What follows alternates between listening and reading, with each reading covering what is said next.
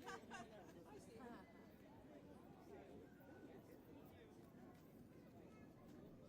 me just, it is 11:03, so why don't we just switch the order when Dr. Olson comes and Humane and Dr. Olson. How's that? All right. Sound good? So you're going to be her speaker. I'll get it out of the way. Well, you'll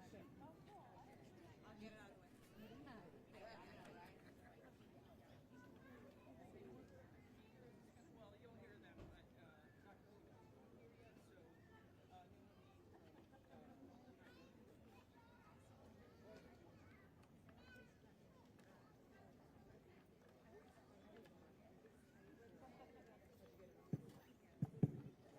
You got it. It's a circle below the little microphone that says that.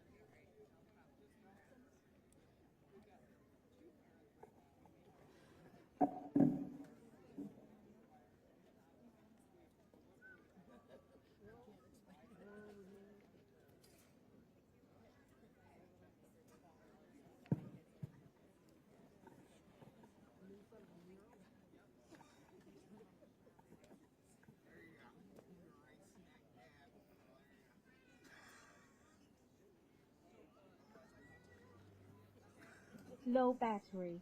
Please charge. All right. Good morning, everyone. Thank you so much for being here. My name is Ashley Mum. I use she, her pronouns. I'm here today as a parent and as the communications director for Family Forward. Thank you for all of the parents and the providers and the advocates joining us this morning. Make some noise. I'd also like to extend a special welcome. I know I saw one of you here, Megan, our commissioner, our county commissioner, Megan Moyer. Thank you. I don't think any of the others are here. Correct me if I'm wrong.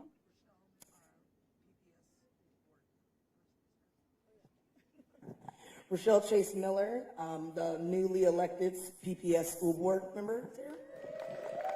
Thank you. Thank you so much for joining us. This is an important conversation, so I'm really glad you're all here today.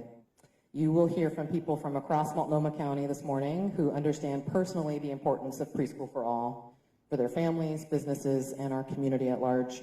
We're here to send a clear message to Governor Kotek and the Oregon legislature that the people of Multnomah County know what's best for our families and for our communities. Hands off Preschool for All. With that, I'm very excited to welcome our first guest, Nuhameen Aiden, Executive Director of Unite Oregon. Hi all, my name is Nuhameen Aiden, she, her, they, them pronouns. I'm the Interim Executive Director of Unite Oregon. And Unite Oregon is a statewide membership organization led by immigrants, refugees, and BIPOC communities to build a unified intercultural movement for justice. I am also a full-time working parent. Before working at Unite Oregon, I attended Portland State University, and my kid went to preschool there where I was able to receive subsidized affordable childcare for my kid. Today, I'm able to help others and help subsidize affordable childcare for other parents. Today, I'm here to talk to you about why Preschool for All benefits all of us. Whether you're a parent or not, Preschool for All is important for parents in Multnomah County, and the voters have made that decision because we know what's important for us. We thrive when parents have access to affordable childcare so that they can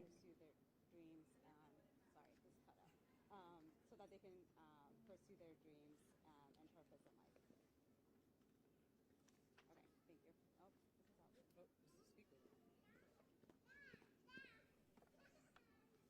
Oh, this is out. Oh, this is the speaker. Okay. All right, we'll just do that. Bluetooth mode. Okay, now it's Low working. battery. Please charge. Preschool for All helps reduce poverty by allowing parents to work full-time without having to spend a majority, if not all, of their hard-earned income on childcare costs.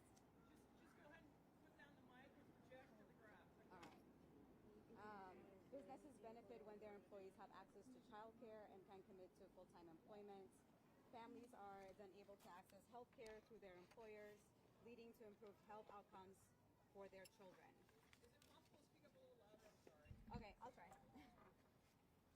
This program helps heal our broken childcare system, which saw 1 in 5 childcare centers close in the county because of the pandemic. Preschool for All is helping to create small businesses in our communities, just like the childcare providers we work with at Unite Oregon. Many of these businesses are owned by women, people of color, and immigrants. It invests in 133 providers across 26 zip codes, creating living wage jobs for workers. We're committed to building on this success, especially for our immigrant refugees and communities of color. Preschool for All is delivering on its promise, and we must continue to invest in this landmark program.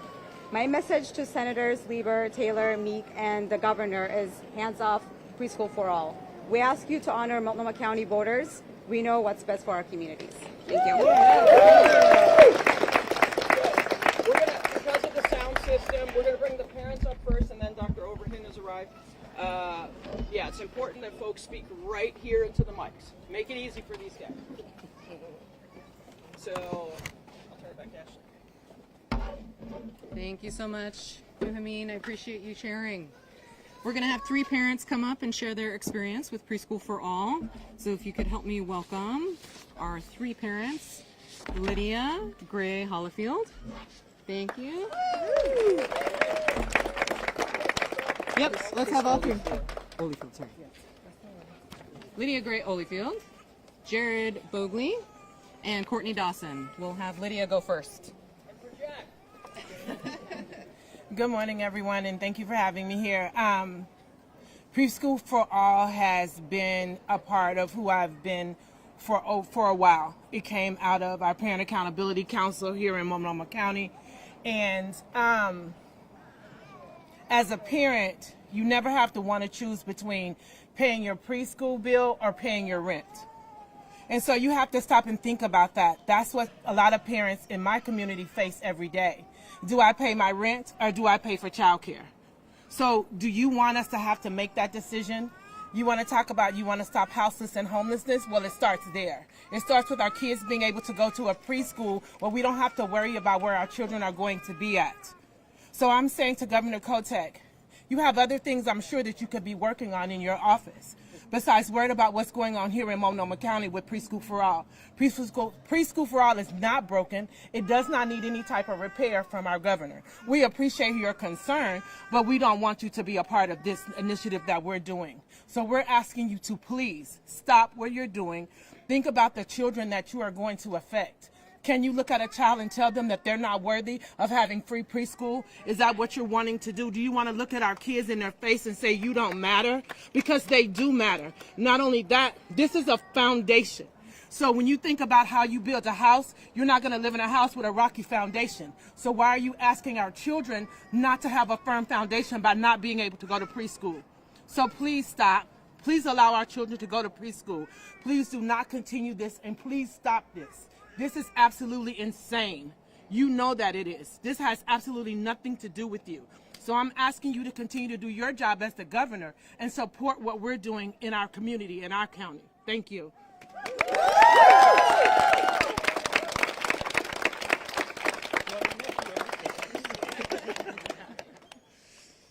Hello, I'm Jared Bogley. I am a Preschool for All parent. We have been, I guess my story, I'm here to tell my story and how Preschool for All has affected our family. My child had some speech and developmental delays and receives county services, and now through Preschool for All, those two services are really completely overlapped and they wrap around each other. So my child, through Preschool for All, is getting a much higher quality of care and amount of care. He goes to kindergarten next year. We're almost out of this program. I really want to see it grow and continue to thrive. The other thing I really want to drive home is when we were in another preschool, we were spending more than our mortgage on preschool. We moved to this new preschool. It was a Preschool for All pilot. We got in. The thing that's been most transformational is it is no longer a revolving cast of providers. The people that are working there are getting a living wage, and they've been there the whole time with my kid. He's had 2 teachers the whole time. They're like family to him. So when we're thinking about this, just know those kinds of benefits might not show up on your spreadsheet, but it makes a difference in our kids' lives. So Governor Kotek, hands off of preschool for all.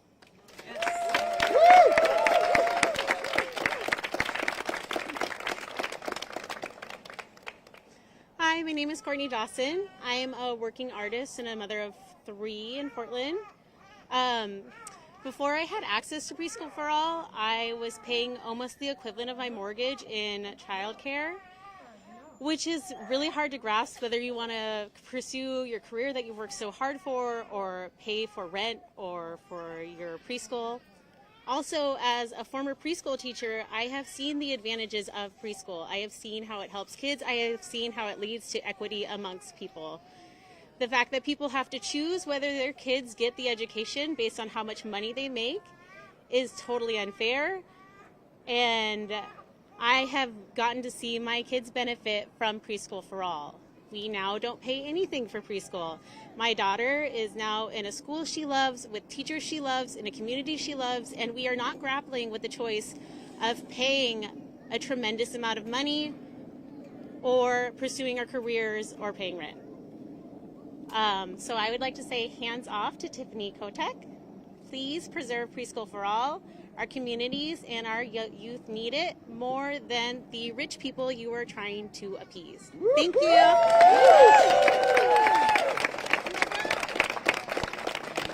This is working. We have, yay, thank you, community. Oh,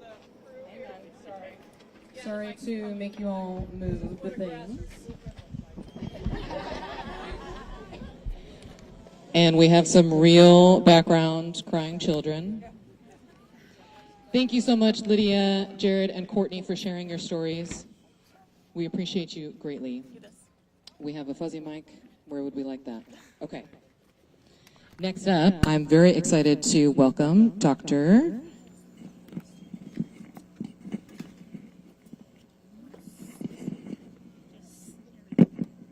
Are we helping? I'm kidding. Thank you so much. Next up, we have Dr. And please correct me if I'm wrong, Bahia Overton. Thank you so much. Good morning. I wish we were here under other circumstances. But I'd like to tell you a little story about Preschool for All and why I joined this process, the bill to be developed for this. My name is Dr. Bahia Overton. I'm the Executive Director of the Black Parent Initiative here in Portland, Oregon. So in 2020, more than 64% of Multnomah County voters agreed that a tax on our top income earners was essential to funding Preschool for All. It was universally accepted as a strong pathway to creating a more equitable child care system. We are not in the business of looking at our communities as deficient. We are in the business of restoration and repair, right? Historically, we have not been included in the planning for education for our children, and we see the residual impact of that today. So the fact that we are here is not because our communities are deficient and our children can't learn. It's because there have been systemic barriers that have prevented us from doing so for generations. So these are small steps forward. Preschool for All was a small step forward towards repair and towards restoration of our communities. Sorry, that's off my statements, but I just felt that way. Affordable preschool education should be available to all families. Children living in historically and economically disadvantaged communities are especially vulnerable to limited access to early learning resources. We see this in our literacy rates right now in our communities. Our community made a commitment to all of our children because we recognize that by investing in preschool education, we can begin to address our local child care crisis. Additionally, Preschool for All will create new jobs and businesses. We've seen this already, and will ensure the success of our children and the future of our region. We know that children who have access to preschool are far more likely to graduate from high school, attend college, and thrive economically. Black Parent Initiative joined advocates and fellow members of the Early Childhood Equity Collaborative to advocate for Preschool for All and to put it on the ballot for the people of Multnomah County. Preschool for All is one of the best investments we can make in our current economy and in our future, which is why we cannot afford to allow deep cuts in funding to derail our progress. While all families who need child care benefit from universal child care, This program invests directly into families from lower income communities that have young children and creates a more equitable system. We all deserve to learn and thrive. Children do not have to earn the right to an education. They are noble and intrinsically valuable. Our children are valuable. More than half of all of the Preschool for All participants are from Black, Indigenous, and other communities of color, and are from immigrant communities. This program is critical to closing the wealth gap in the county because it allows moms and other parents to work. You should not have to choose between childcare and food, childcare and rent, childcare and mortgage, childcare and car payments. Our vision is to reach universal preschool across the county because every child deserves access to a quality preschool education. My message to the governor is hands off Preschool for All. Hands off. It is a program created by the local community to better serve our entire community. We ask that you honor the dreams and the vision of Multnomah County voters, and you do not mess with Preschool for All. Thank you.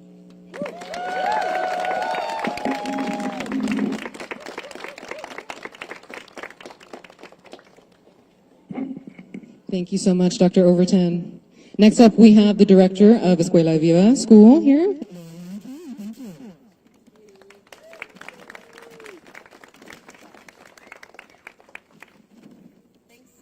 Thanks everyone for being here. I am Lawmakers Kane, Multi-Site Director for Escuela Viva. I'm here also representing Angie Garcia, the founder of Escuela Viva.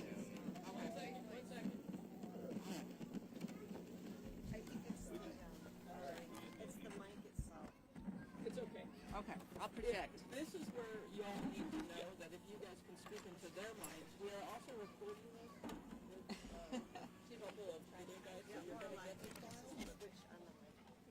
Sorry. Hello? Stand right here and talk. Okay, it's on, but it's, oh, yeah.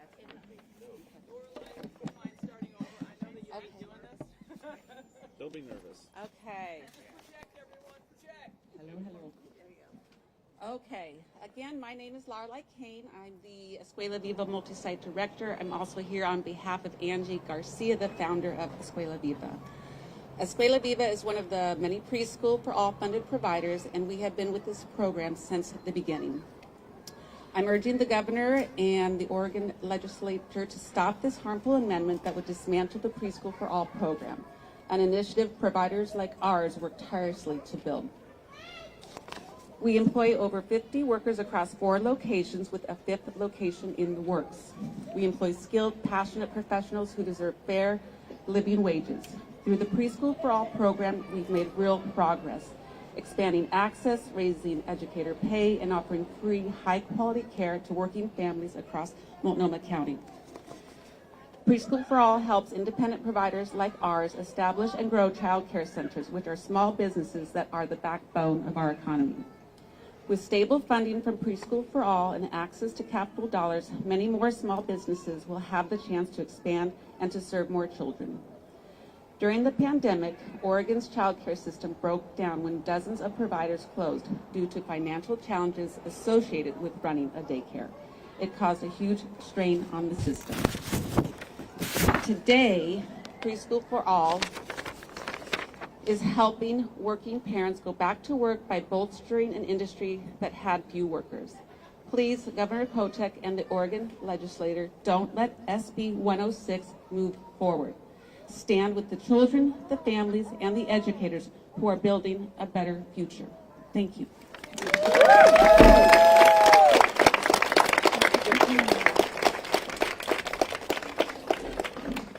Thank you so much, Lorelai, and thank you for having us here this morning. Again, thank you. Next up, we have Kess Rayner-Fried, my apologies, with a child care provider. This is real life, everyone. Hi, everyone. My name is Kate Rayner-Fried. I use they, them pronouns, and I'm a worker and a teacher at Wild Lilac Child Development Center, which is a current Preschool for All pilot site. Research shows us that young children and the people who we serve are at a crucial stage of development. Experiences in these years are foundational to their long-term mental health and social-emotional well-being. As an educator, I can tell you firsthand how important how important this program has been in supporting children and families who otherwise would not have access to quality, inclusive, and culturally responsive care. Through Preschool for All, we've been able to directly support families experiencing housing insecurity and struggling with the rising cost of childcare, rent, and groceries. The families I work with are hardworking families who are doing the very best they can to give their kids stability, safety, love, and care. They rely on us to provide a safe and nurturing environment while they are working to be able to provide for their children materially and working to serve the people of Multnomah County in various ways. Without Preschool for All, many families simply wouldn't be able to afford or access this kind of care. To give all children the care they deserve, we need more early educators to provide quality care. To grow the early education workforce, we need to ensure that early educators make a living wage and are supported through mentorship and training. Preschool for All is critical to creating living wage jobs for early educators, and Multnomah County voters know that preschool matters too. That's why voters overwhelmingly supported the creation of Preschool for All in 2020. We have the ability to trust families, voters, workers, and kids when they tell us what they need. And we have the responsibility to continue to support working families, kids, and teachers here in this place and invest in our communities. Thank you.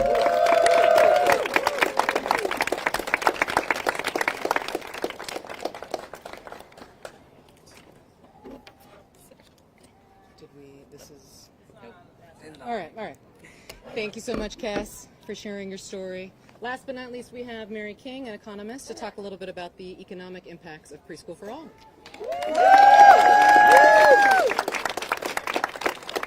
Good morning, everybody. Thank you for coming out. I have a few points. One, economists love public investment in early childhood programs. It's the closest thing we've got to a silver bullet. It's a 3-generation anti-poverty strategy. It helps kids, their families, and we now know their future children. It reduces disparities by gender, race, and economic background, catching health issues early, and is as strong as the best economic development strategies we have, returning up to $12 to the economy for every dollar spent. Early childhood, as you've heard, programs are the most effective way to raise high school graduation rates, and that raises kids' incomes as adults. Higher incomes for parents able to work, and living wages for preschool teachers flow into the local economy immediately, reducing the need for social services. 2, employers are drawn to places with a skilled labor force, and that happens when you have kids starting off right. They create good local jobs and raise wages for everybody. 3, universal preschool is the best bang for the buck. All kids gain, and the kids with the fewest advantages gain the most. Our tiny state preschool programs have a completely different model. They're part-time, low-wage, and only available to families with low incomes. Programs for the poor are always underfunded. Our legislature just cut $60 million from the budget for these programs that already have long waiting lists. The press, boo. The press should quit hammering, the press should quit hammering Preschool for All in a way that seems uninformed. One, thank you. Yeah. First, the preschool tax took in more money than expected because capital gains incomes sent records during that time, during their early years. Big swings in capital gains incomes were not and cannot be predicted. That's why we've got these big kickers. They cannot predict it. Preschool for All should have a big reserve. Only 2 tax rates are planned for the expansion of this entire program, from building from scratch to enrolling all the kids whose families want them in that spot. That means you cannot and should not be spending every dollar you take in every year. That makes no sense. Preschool should have a big reserve. This program requires significant investments in workforce and facilities. We do not have this system already. It's not a turnkey situation. And we need a reserve adequate to maintain service levels during economic downturns and unpredictably low capital gains incomes. That day's going to come. Preschool for All, third point, did not move the goalposts to make the pace of its rollout look better. The original goals were set before COVID hit, which ended up taking out a fifth of our potential local providers. Birth rates have also fallen, and the plan was always for a slow, thoughtful rollout to get the bugs out before expanding. 5 anti-tax lobbyists relentlessly assert that the wealthy are leaving town to avoid our local income taxes without any good evidence. Census data shows that the number of high-income households in the county has grown every year, unfazed by local taxes. Households that are bringing in over $500,000 a year tripled in number in Multnomah County between 2019 and 2023. That's the most recent data available. Not every move by a high-income household is about taxes. It's easy to imagine right now a couple of doctors upset by what's going on at OHSU taking jobs elsewhere. Research shows that taxes are not big factors in household location decisions. So what we really need to do if we want to improve Multnomah County's economy, we need to ensure that Preschool for All meets its promise to the voters who supported it by 2-to-1 by fully funding its rollout to universality by fall 2030 without cutting any corners. Thank you.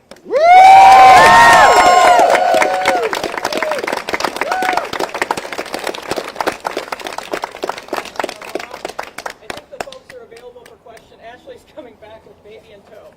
So, any questions for any of our speakers? Hi, Joanna Owens-Belay with me. I had a question for Dr. King.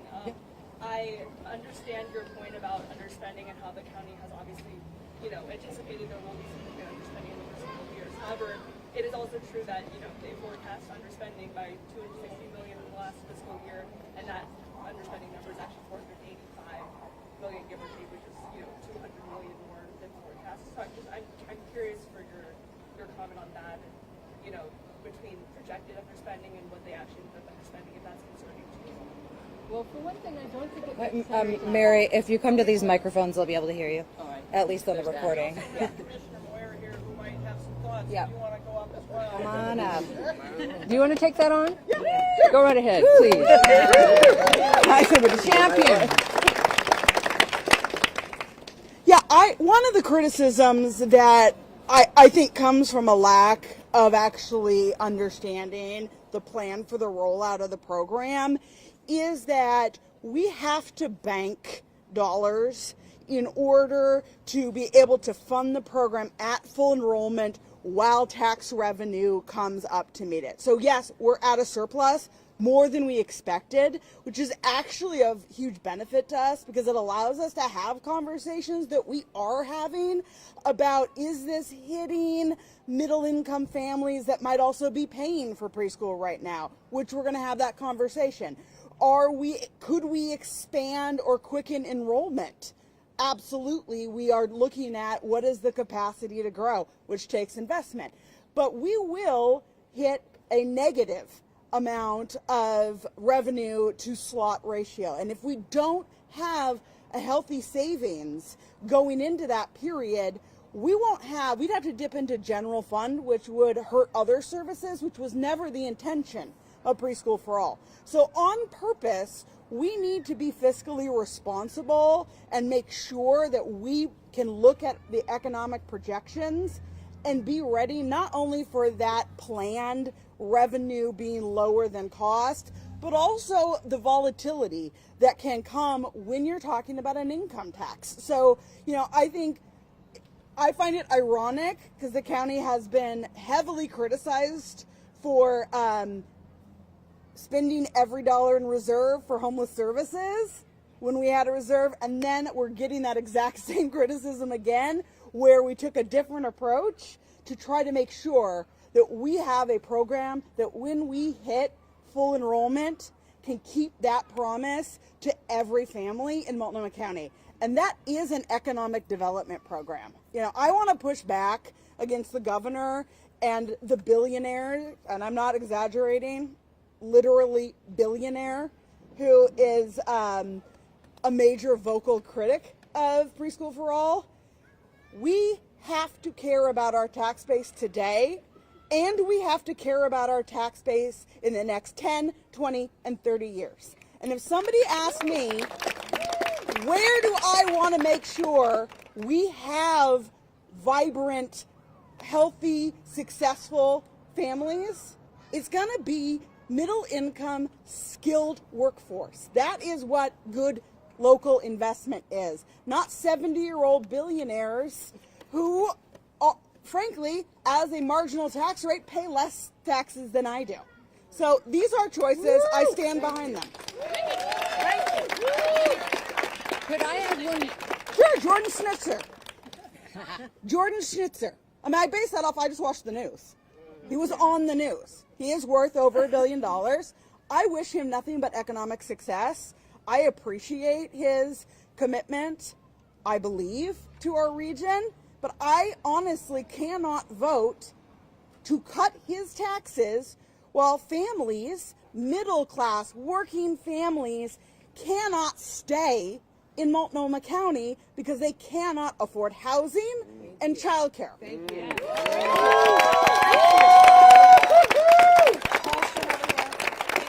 Could I add a point? Could I make one point about this? I'm sorry. Fantastic. I want to say one thing, though. People paying the preschool tax in Multnomah County cannot be counted as middle-income families. This tax does not kick in for a family, for two earners, until a taxable income after deduction of $200,000. That's the lower tier. The median income for households in Multnomah County is $86,000. Half the households in this county have incomes below $86,000. So when we talk about middle income, we have to be a little careful. I mean, I remember Hillary Clinton running as a middle-income person and thought, I don't think so. Thank you, Mary. Okay, we've got a question here.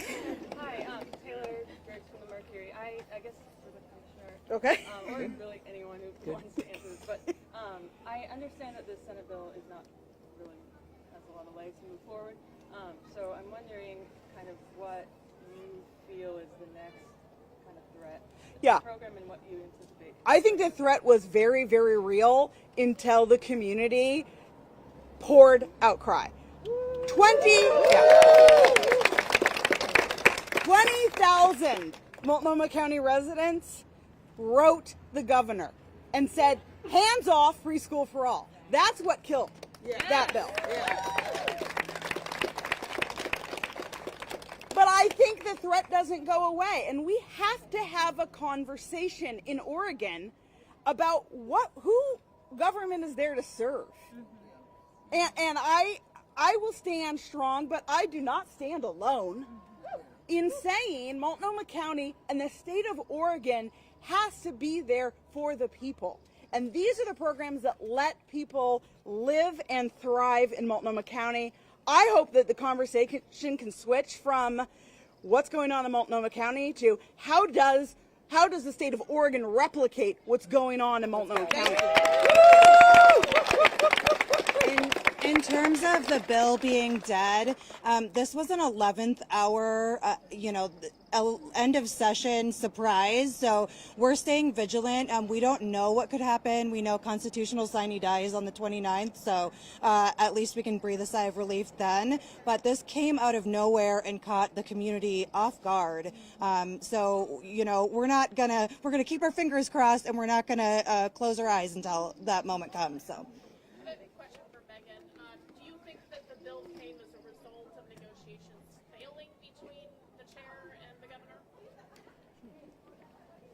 I'm unaware that there were actual negotiations. Now, I'm not the chair. I am going to tell you, I did not know about any conversation at the state level regarding preschool for all until a week and a half ago when I read the governor's letter. Although I applaud Chair Vega Peterson for her leadership on this program, she is only one of 5 votes in Multnomah County. So if this were a serious conversation about this program and reform, I would have liked to have thought that my office would have, and my colleagues would have been part of the conversation. I had no conversation with anyone from the governor's office or the legislature up until, frankly, yesterday. Could you speak to some of the concerns that lawmakers brought up yesterday in committee? I know one of the big ones was the overlap in state programs and this program. Can you talk about the differences and Yeah, I mean, I find that ironic since they're cutting $60 million out of those programs. But there are important differences in the structure of Preschool for All versus what the Early Learning Division is doing. One is they are only targeting low-income families. I am a middle-income family. My wife and I both work. I have a preschooler. I pay $1,650 a month for preschool. That is a huge economic burden. Means testing is going to kick out middle-income families like me. Second, it is only for 3 to 6 hours a day. How many working people only need care 3 to 6 hours a day? And it really does not address how we have enough providers and that provider base is stable and can become the skilled professionals that our young learners deserve. There is so much research not only on the economic benefit of access to universal preschool for families and the labor force, but there is immeasurable value to the future learning and opportunities of children who receive high quality preschool, and that takes investment.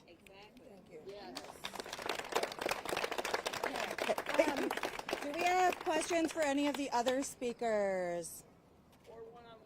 Or we can also do one-on-one interviews afterwards with anyone. We've got parents, we've got providers, so we'll have them up here and you can come ask them further questions if you need. All right. And for our crew, what do we want? Preschool! When do we want it? Now! What do we want? Preschool for all! When do we want it? Now! That's right.